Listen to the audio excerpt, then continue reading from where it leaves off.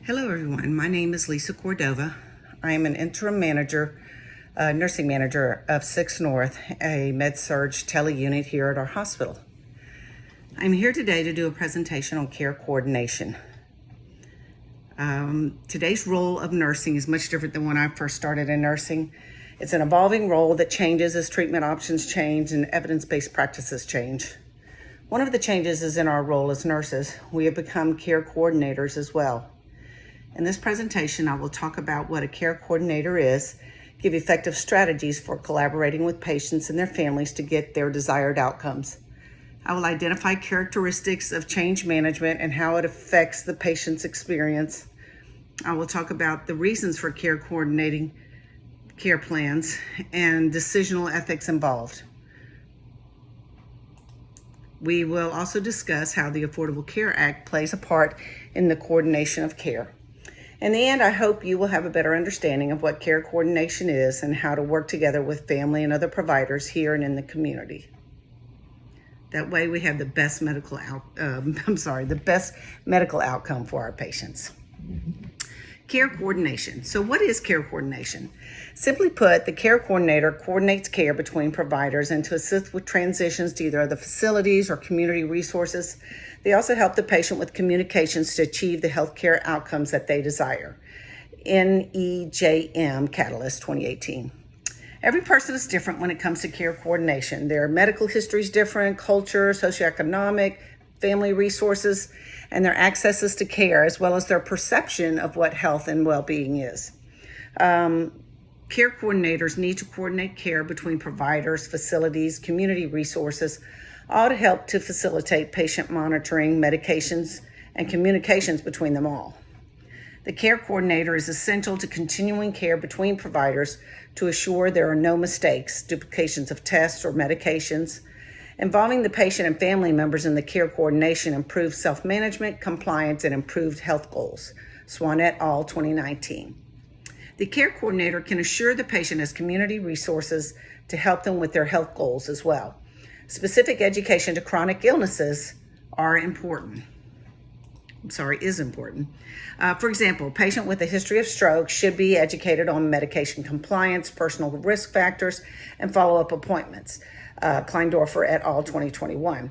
They should also have reviews on Be Fast, reminding them of the signs and symptoms of both the patient and the family, what they should look for to intervene quickly by either going to the hospital or calling EMS to prevent further brain damage to the brain tissue. Change management. Next, I'm going to identify aspects of change management and how it affects patients' quality of care and their care experience as it defines and changes the strategies used to work toward their well-being and treatment plan. The first thing that affects change management in patient care is evidence-based practice, or EBP. As newer EBP is introduced, a patient's strategies toward their care may change. Evaluating the plan with the patient and implementing or changing strategies is important for the success of their healthcare goals. Sorry, I apologize. I was EBP model, John Hopkins EBP model, and Lewin's model of change all have strategies for implementing change, evaluating success, and updating as needed for success. Lewin's model of change, the change leader, is essentially to facilitate the group's behaviors, help to work through the model of change of unfreezing, implementing a new change, moving through new strategy, then refreezing and evaluating the strategy to make changes as needed. The patient-centered care plan is at the center with the multidisciplinary team around them. The patient can make an informed decision regarding his healthcare goals and how to get there. El-Shafie et al. 2019. Coordinating care plans with ethical decision-making. Coordinating care plans based on nursing ethics includes autonomy, beneficence, justice, and non-maleficence, as well as honesty, trust, and mutual respect. When a patient feels they're being treated fairly, with respect for themselves and their individual concerns, it increases the quality of care and patient satisfaction. Grubau, Flynn, 2018.